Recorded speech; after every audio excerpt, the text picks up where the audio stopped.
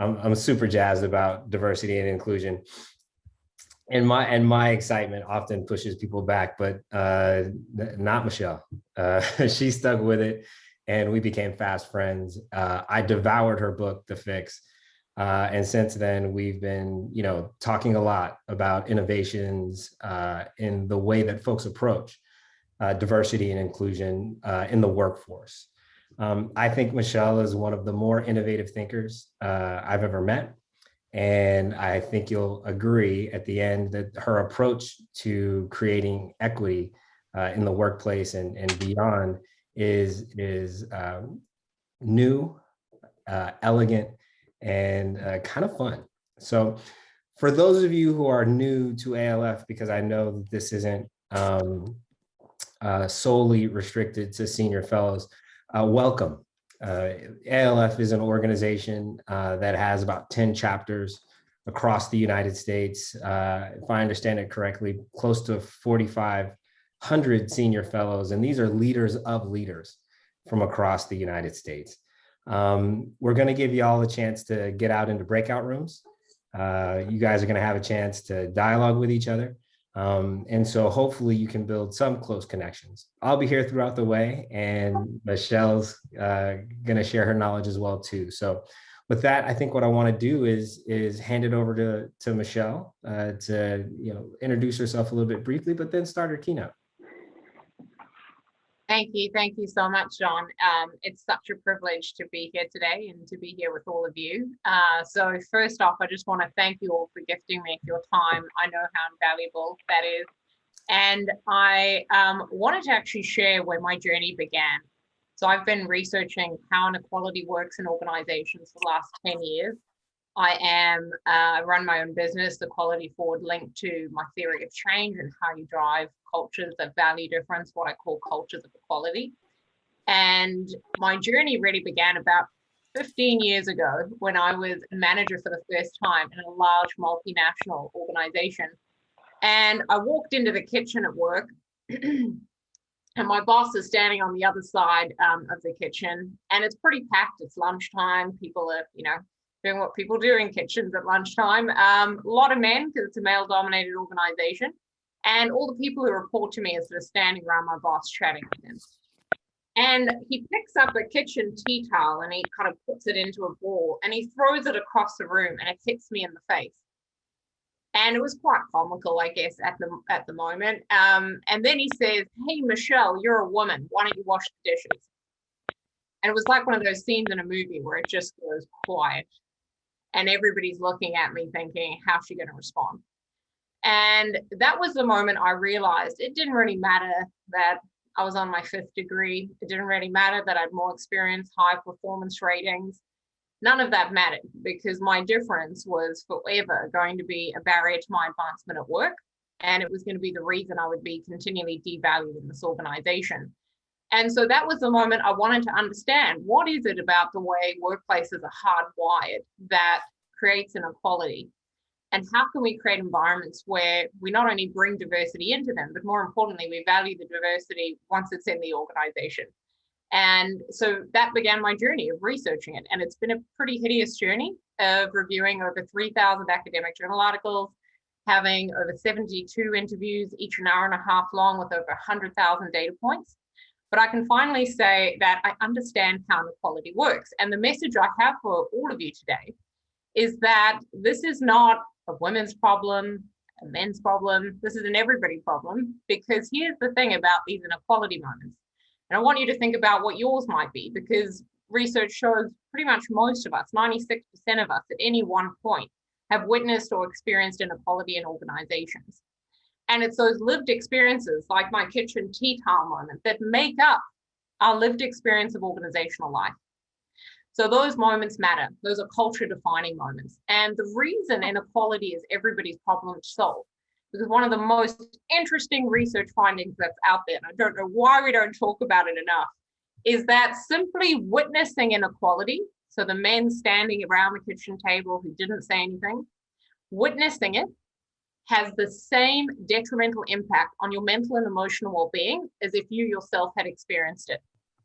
So I just want everyone to clock what I'm saying. So witnessing inequality has the same detrimental impact on your mental and emotional well-being as if you yourself had experienced it. This means inequality is our shared problem to solve.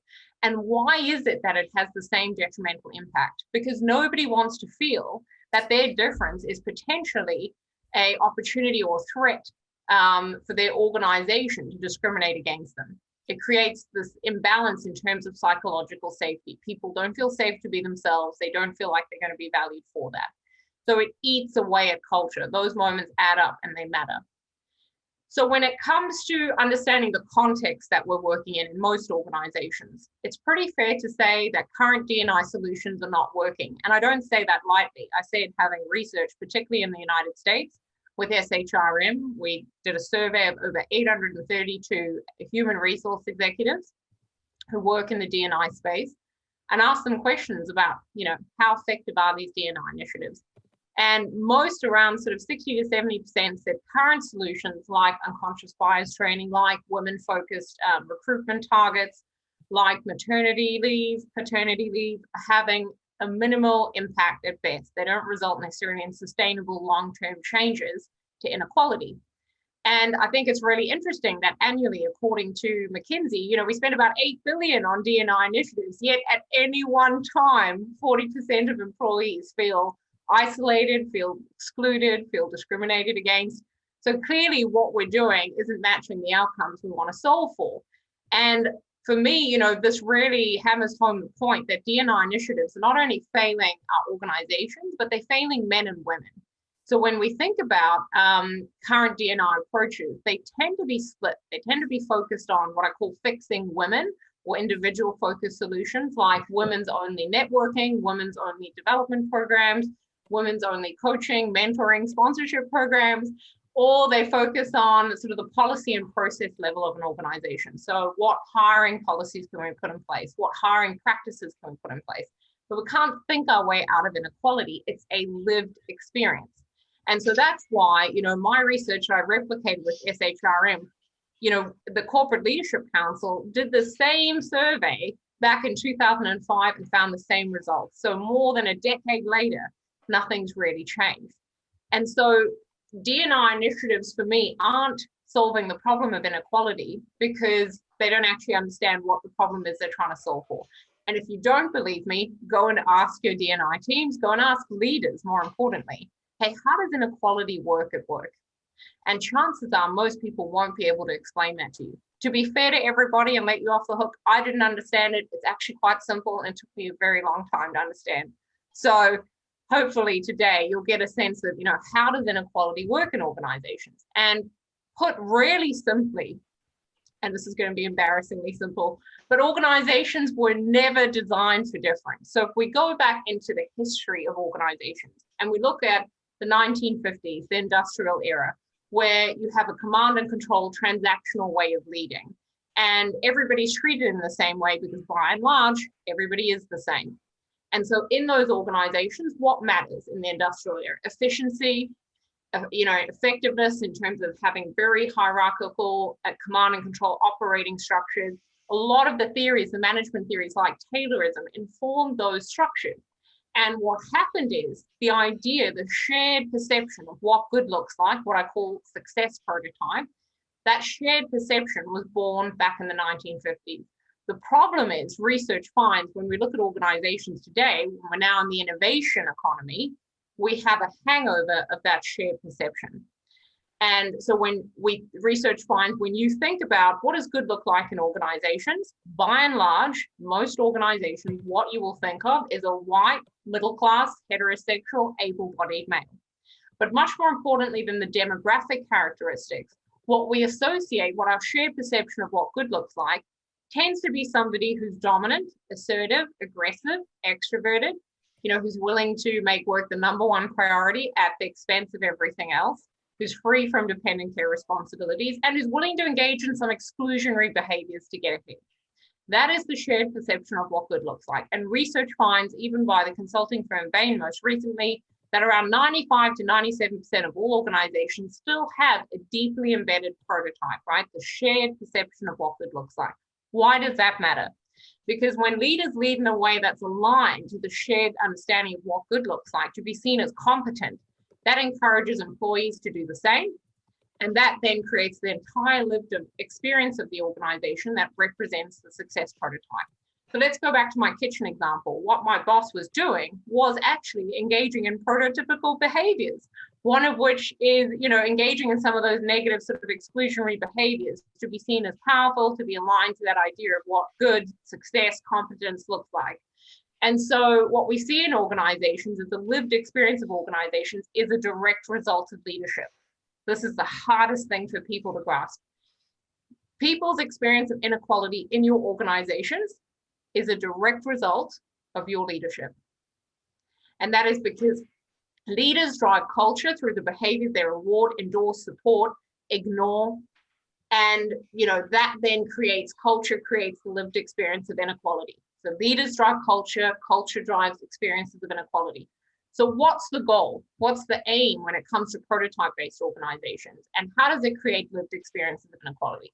The aim is to shift to what we call value-based organization, where you're really clear about what good looks like, but you give people the freedom to display that value in a way that works for them. So not the corporate speak sort of nonsense values, where people just say it, most people can't remember their company values, but the implicit value that people associate with what good looks like as a practice. So for example, I worked in an organization where curiosity was a practice and it was a shared implicit value.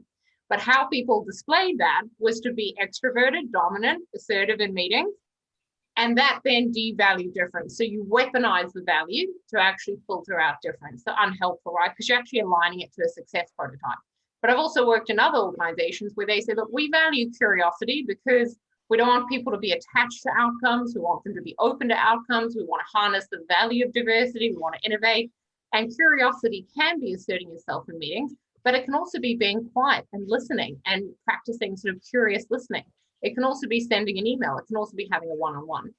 So companies all too often weaponize their values to reinforce the prototype rather than being very clear about what good looks like. And I work with a lot of big organizations, and the thing I find consistently is almost quite shocking is when I ask boards or leadership teams, hey, what does good look like as a set of leadership practices in this organization?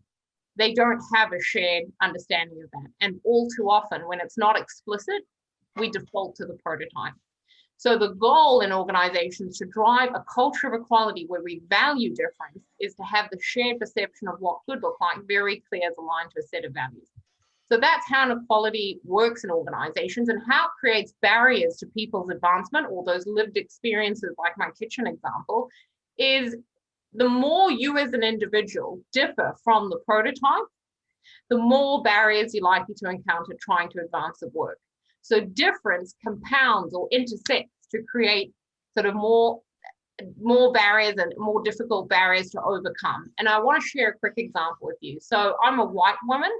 I have my whiteness in common with the prototype, but at the same time, obviously my gender's in conflict. So how did that create a barrier for me? Well, one of the first challenges women encounter when we enter organizations is we see the shared standard of what good looks like being the success prototype. And we know that to be aligned to that, to be seen as competent, we've got to engage in the behaviors associated with it. But society says to be seen as competent, you've got to engage in gender stereotypical behaviors. So being meek, mild, unassuming, all the attributes we associate sort of with maternal roles, right? And so the two are in direct conflict. So to be seen as competent, you've got to engage in prototypical behaviors. To be seen as likable, you've got to engage in more sort of feminine, stereotypically feminine behaviors. So for women, there's absolutely no right way to be a woman at work. And so role conflict is one of the first challenges women encounter, and it affects everything from perceptions of women's competence, access to promotions, even at the hiring stage, simply being seen as leader-like and competent. You know, if you're more feminine, less likely to have that. Now, likability and competence are both really important. Well, how does difference compound that experience of inequality? Well, let's think about the experience of Black women in organizations and the fact that you now have potential to not only trigger sort of that gendered standard for what good looks like, being feminine and likable if you're a Black woman, but also racial stereotypes.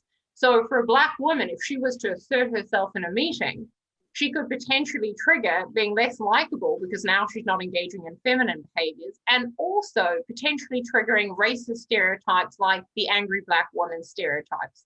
So difference compounds the barriers, it compounds that lived experience of inequality in organizations. And so that's how inequality works. The more you differ, the more challenges you're likely to encounter trying to advance at work. And just for some context, my research found, there's 17 barriers women experience throughout their careers, but importantly, white men face numerous challenges as well. And we'll come to this in a minute. So when you're making the shift from, prototype-based organizations to value-based organizations, you're really trying to shift that shared perception of what good looks like. And I just wanted to share the slide. I know it's a little hideous, but just on the right-hand side in the blue section there, as to what some of those values look like for value-based organizations. So typically these values enable environments that value difference, right? And so we typically see those are the values that are associated. And typically prototypical organizations tend to include in that purple section, a lot of that dominance, assertiveness, command and control. And we've got an exercise in a minute, so you'll see the slide again in terms of the shift you're trying to make. So we'll come back to it. I think the central message from me is that success discriminates, and it discriminates based on who most closely fits that prototype. How does this show up in organizations? Well, again, embarrassingly simple, 10 years, this is all I've got, but it shows up in 4 important ways in organizations in terms of your policies, your processes, your shared practices that you engage in, your behaviors, and your shared belief about what good looks like at work. So DNI initiatives fail because they really focused on the policy and process level. We can't think our way out of inequality because inequality is a practice. It's a verb, right? It's something that we do. And so that's why organizations, you can't just put a flexible work policy in place and expect it to be adopted without people being penalized for using it, because now they're deviating from the prototype. And that's why invariably flexible working fails. We also see it when it comes to processes. You can't just engineer your hiring process to try and exclude all forms of bias, because reality is the shared perception is still that success prototype. And I've got great examples of how people do all sorts of cartwheels and gymnastics around hiring processes to try and hire the person who most fits the prototype. The same is true when it comes to practices. So we have to focus on that lived experience. What are the barriers people are encountering? Why are they encountering it? How are we behaving in a way that's aligned to the prototype? And again, the goal with all of this is to have a strategy that addresses all 4 Ps, and most importantly, makes the shift from prototype-based organizations to value-based organizations. So changing our shared perception of what good looks like in organizations. So just some questions to think about in terms of your leadership in organizations. Given that leaders drive culture, culture drives experiences of inequality in organizations, how many leaders in your workplace even understand that their behaviors are directly associated with people's experiences of inequality? How many know how to lead in a way that's inclusive? Do employees know how to practice inclusion by watching what their leaders are doing? Is inclusion embedded into the way the organization functions? And are employees clear about what good looks like, or are they relying on the implicit beliefs, that are aligned to that prototype? So that's the shift we need to make. Now, it's normally at this point that somebody will say to me, hey, Michelle, this is all great, but if we know this, why is it so hard to change? Like, what keeps inequality in place? Well, based on my research, it's denial. So in the academic literature, we find when it comes to racism, racial denial is fairly well established. But when it comes to gender denial is a pretty new concept. And it's the idea that, the denial of inequality is really the denial of different lived experiences of organizational life. So when we say it's a meritocracy, everybody experiences workplaces in the same way, we're denying how organizations are hardwired to devalue difference, and the fact that individuals have very different experiences of working life depending on the barriers they have to overcome. So what we're in denial about in organizations is this lived experience. And it shows up when people say, if any of you are having this reaction, that'll be good because you'll be my case example. This is not my workplace. My workplace is a meritocracy. I treat everybody in the same way. I've heard it all before in different organizations we research, and invariably in those organizations, some of the barriers are most hardwired.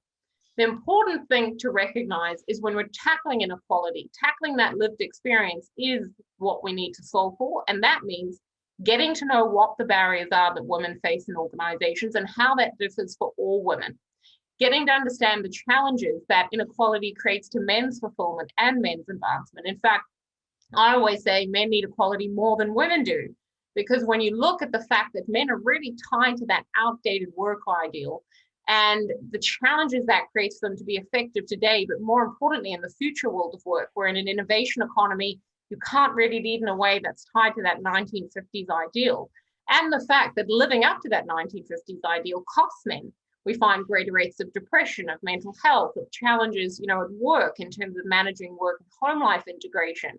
So there's tremendous difficulties for men in aligning to that prototype. And I just want to reiterate that it's not just about men and women, it's understanding all individuals, regardless of their gender identity, and how difference really creates barriers to advancement at work. And so getting to know each individual and treating each individual like a person is absolutely critical today to survive in the post-pandemic workplace, because in organizations where we have to innovate, we need cultures of equality. We need environments that value difference. And there's a great McKinsey study that showed we're increasing diversity in organizations. And as that's increasing, we're decreasing perceptions of inclusion. So we're becoming more diverse, less inclusive. Why is that? Because to harness the value of the diversity in your organization requires leadership.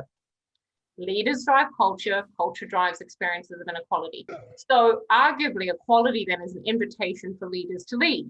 And the challenge is, if we don't get this right, is ultimately this is not very good for business, because in cultures of equality, research finds employees are 6 times more likely to innovate. So this is not really about women or men. This is about how do we make workplaces work for everybody, because ultimately that's better for business. Importantly, leaders need this way of leading. You can't harness the value of the diversity in your organization if you're not leading in a way that's collaborative, where you can coach employees, provide feedback, manage the challenges of work-life integration, really delegate, ensure there's collaboration in the team, ensure people who work for you know how to harness the diversity that they're engaging with every day. So we need to fix inequality like our futures depend on it. And I wanted to share, don't panic, I know it's a hideous slide, but I wanted to share one slide with you that is absolutely brilliant, because it really demonstrates everything I'm saying on a slide. So I surveyed 735 futurists, and I asked them, out of a list of 20 attributes, what are the top 5 attributes that are required in the future world of work? And that's that pink column there. So you've got things like adapting to change, achieving results, demonstrating emotional intelligence, demonstrating resilience. Then I said, great, out of the same list of 20, what are the top 5 attributes that women have today? And what are the top 5 attributes that men have today? Research shows that women have 4 out of the 5 capabilities today that are required in the future world of work, and men have 1. Now that makes complete sense when we think about the success prototype. Men are still leading in a way that's aligned to the prototype. Men need the freedom to be themselves and be valued for that, to have that ambidextrous leadership where they're responding to the environment depending on what the environment requires. That might be a bit more command and control. It also might be more transformational, right? Democratic, inclusive. We all deserve this freedom. And that's really what equality is. It's the freedom to be yourself and be valued for that. So everybody says to me, well, how do we start? Like, what is, when it comes to DNI, how might you start? How might you take what I've shared today and apply that in your organization? I think the starting point is to agree on the principle that equality is a practice. It's something that we do. And so it has to become the way that leaders lead, employees behave, and workplaces work. And if you approach it like a practice, what you'll find, and this is my theory of change based on all this research, is that it pretty much, irrespective of what solution you're putting in place, it should follow the same experience, particularly for leaders. So you sort of disrupt your denial, you become aware of how inequality works, aware of difference, aware of the barriers. You think about how that's showing up in your workplace, which is understanding, is probably the most important part of this whole journey.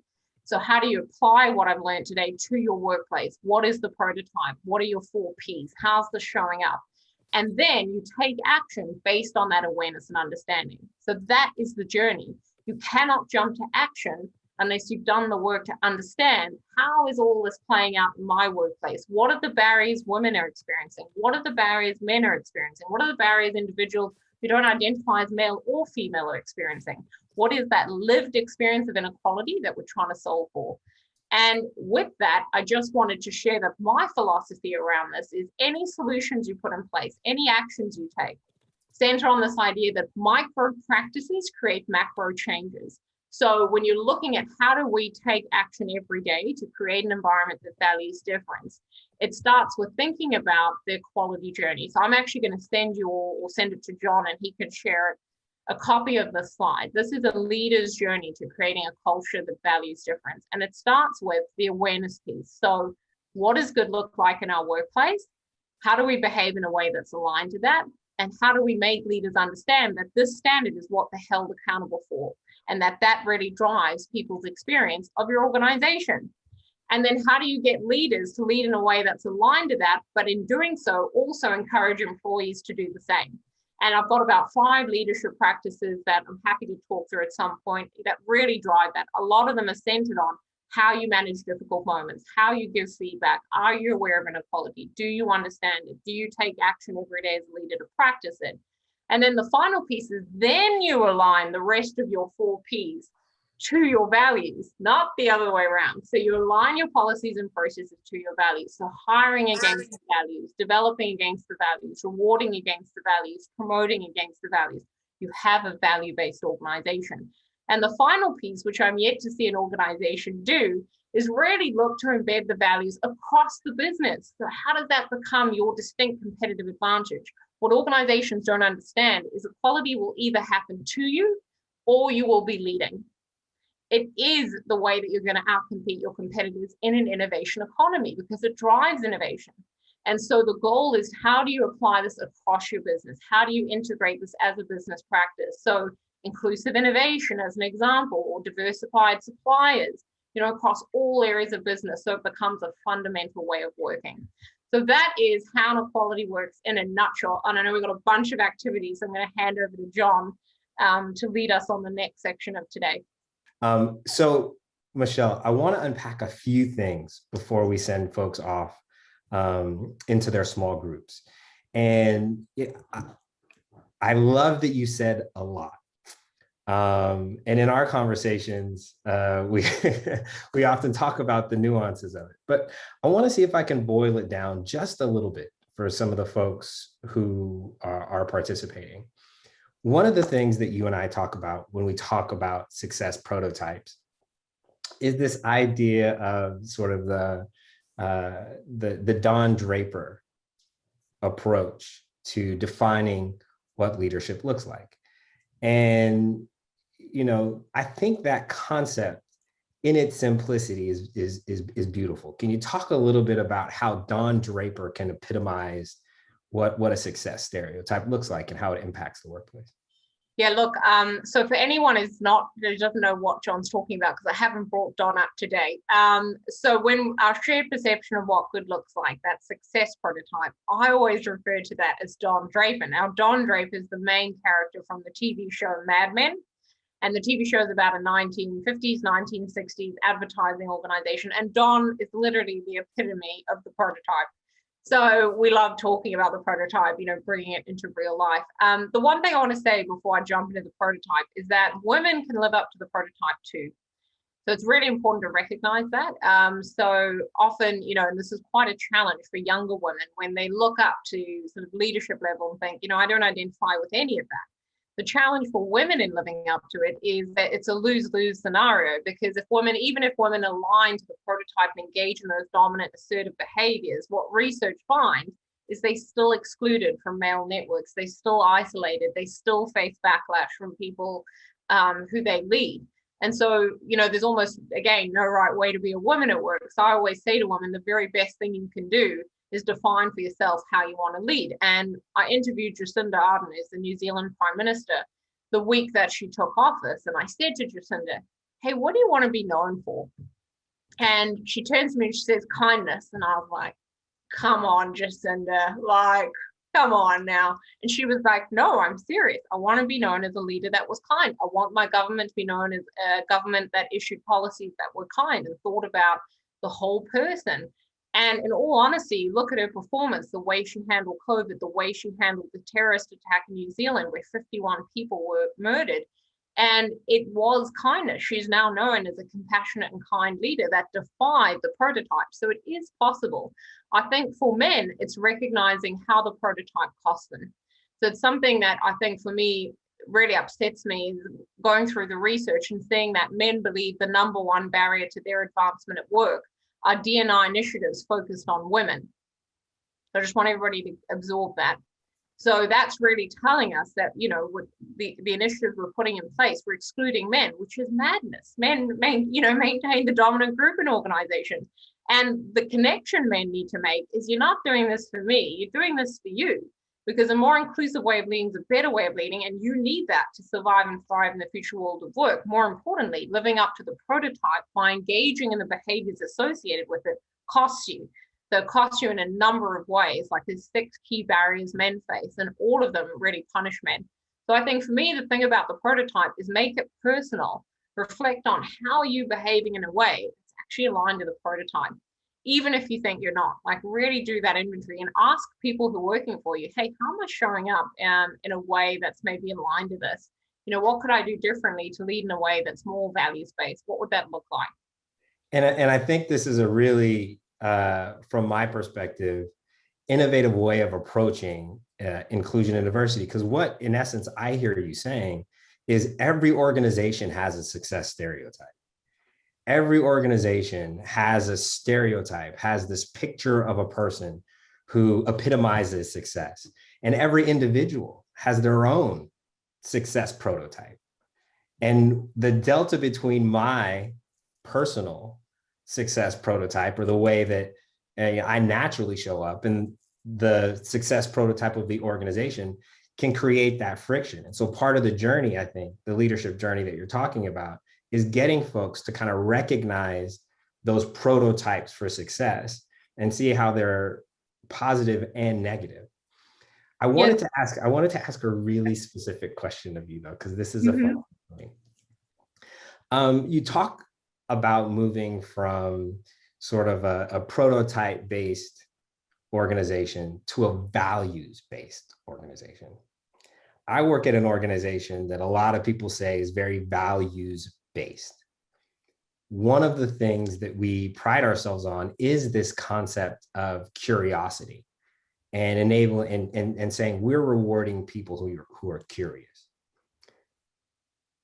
You identified that can be weaponized to some extent. Can you talk a little bit about how values that seem to be agnostic, like curiosity, can be flipped to be weaponized to promote the success prototype, or to injure folks in not meeting that success prototype?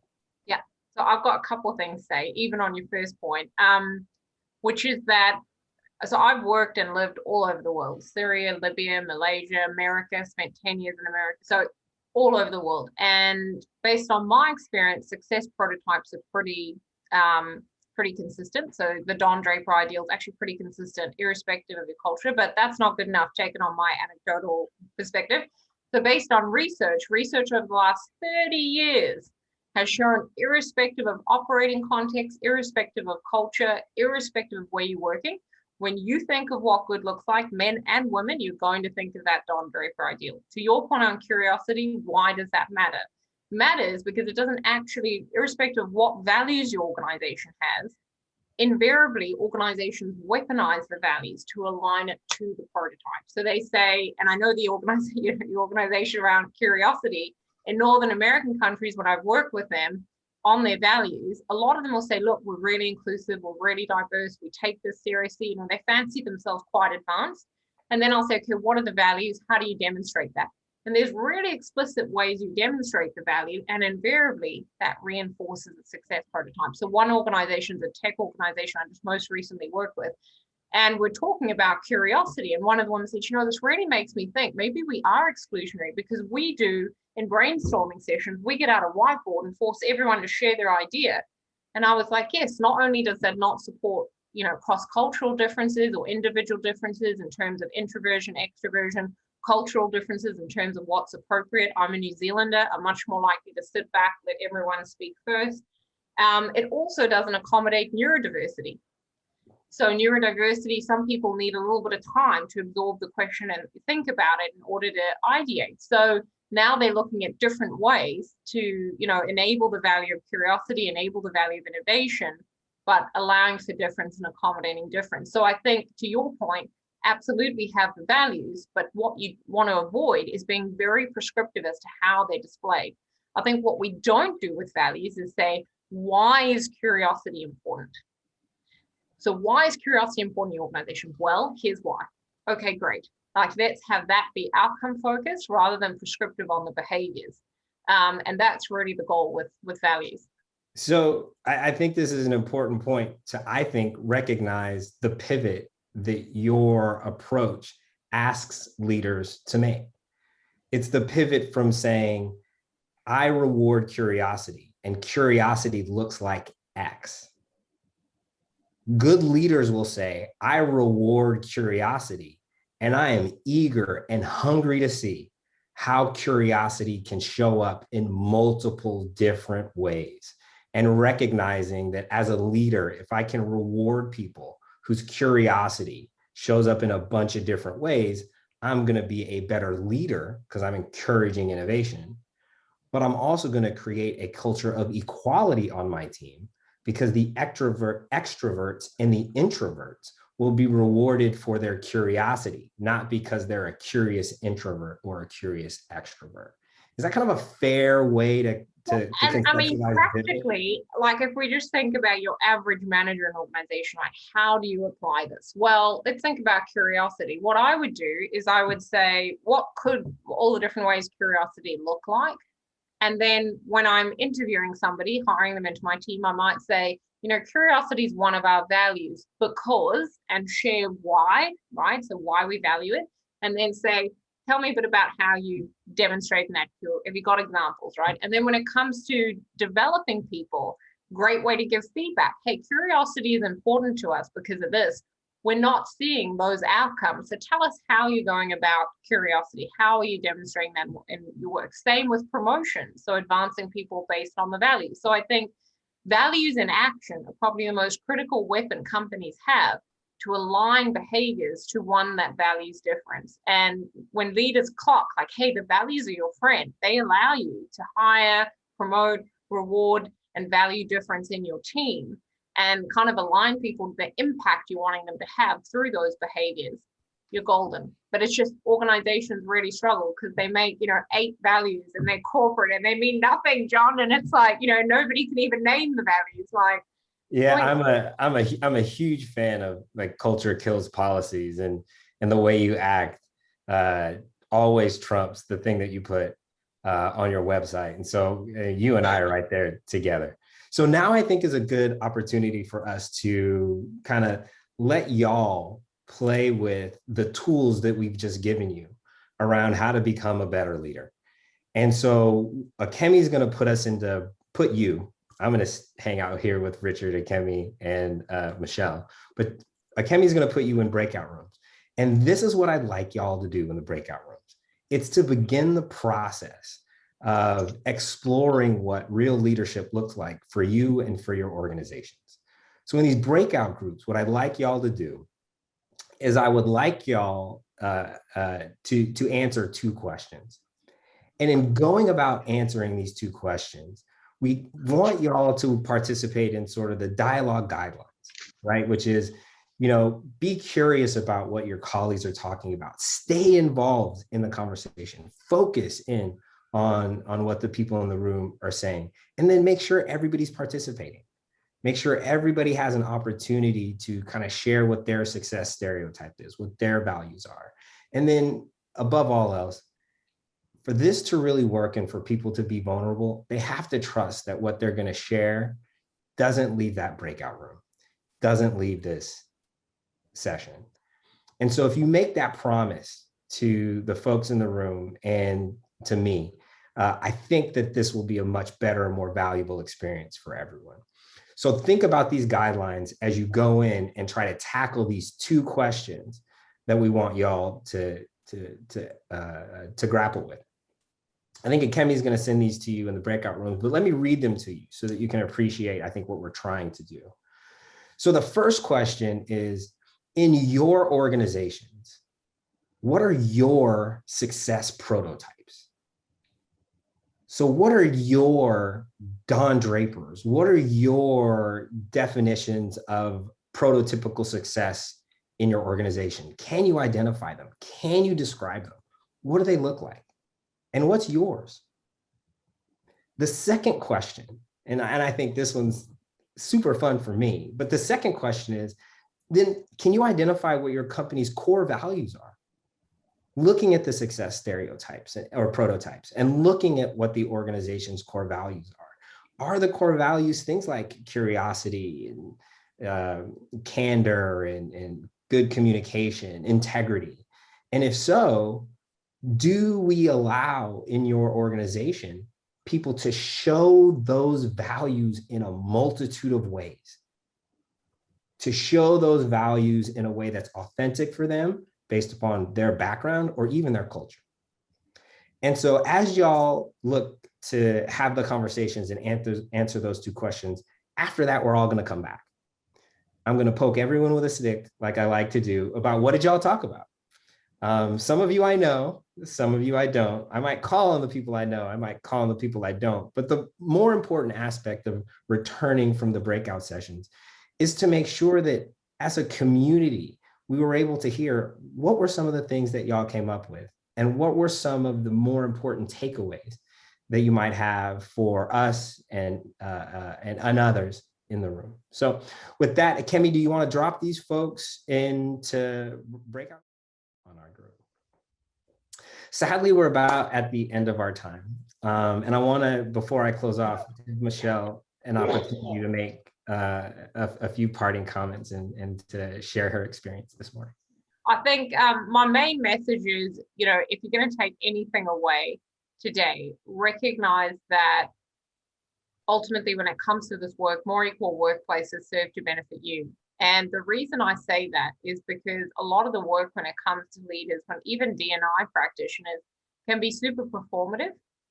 And a lot of it is about being seen to be doing the right thing rather than just doing the right thing. And so what I always say is, someone's really doing the work of equality when they can finish the sentence, a more equal workplace serves to benefit me because. And a more equal workplace serves to benefit me, Michelle, because I can be myself. I know I can be valued for that. I can use my difference as an opportunity to advance and contribute rather than viewing it as a barrier to be overcome, like in my kitchen example. And I think when you make that connection, I don't know why we're so afraid to make that connection, but when you can make that connection, you're then willing to do the work to build your awareness, to deepen your understanding, and to make taking action a daily practice, because you recognize this isn't about everybody else. This is actually about, me and me personally connecting to this work. And I think, across all areas, whether it's anti-racism, whether it's anti-sexism, whatever the area, to date, there's so few leaders who do that. And when they talk about this work, they talk about it in the abstract, like DNI sits out there without realizing, no, you are DNI, because leaders drive culture. Culture drives experiences of inequality. So why does this matter to you? So that's something I think all of you can think about doing. Thank you, Michelle. I would agree wholeheartedly. And great transition to what I'm going to challenge folks to do next. One of the things I think that's important about leadership and important about ALF is to start y'all on a personal journey after getting the context that we just gave. And so, what Kemi and I and Richard are going to do after this session ends is we're going to email you 3 questions that you should take away and solve for yourself as you look to evaluate yourself as a leader. And I want y'all to focus not on the organization and not on the aspirational, but you right now. ask yourself these questions. Sort of, what are your success stereotypes? When you think about how you want to show up in your organization, in the workforce, or whatever, Michelle's values are unfortunately so awesome. We're all going to want to pattern match off of those, but try not to. And really ground yourself in the, when I think of myself as being successful, what does that look like in this environment? And then the next question is sort of, then what are your values based upon that success stereotype? And do those values enable you to create equality? I've worked at Netflix for a little bit. And one of the first things that I did when I got there was took on the mantle of negotiating the way that I work. As lawyers, we're often told this is the only way that one thing can be done. And I left the practice because I didn't like doing those things. And so whenever something came up that my boss or another leader wanted me to do, and if it was going to make my life horrible, I began a process of sort of negotiating that. Tell me what you want me to do this for. And let's see if there's a way that I can do it in a way that's comfortable for me, but still gives you what you want. That is a rare concept, but an amazing opportunity to give ourselves. But what that requires we do, again, is it requires us look at what are our values, and do the values that we have enable people to have success? Are you going to be the person that says there's only one way to do this, and so if you're going to give it to me right, you have to give it to me this way? The last question, and this is a fun one, right?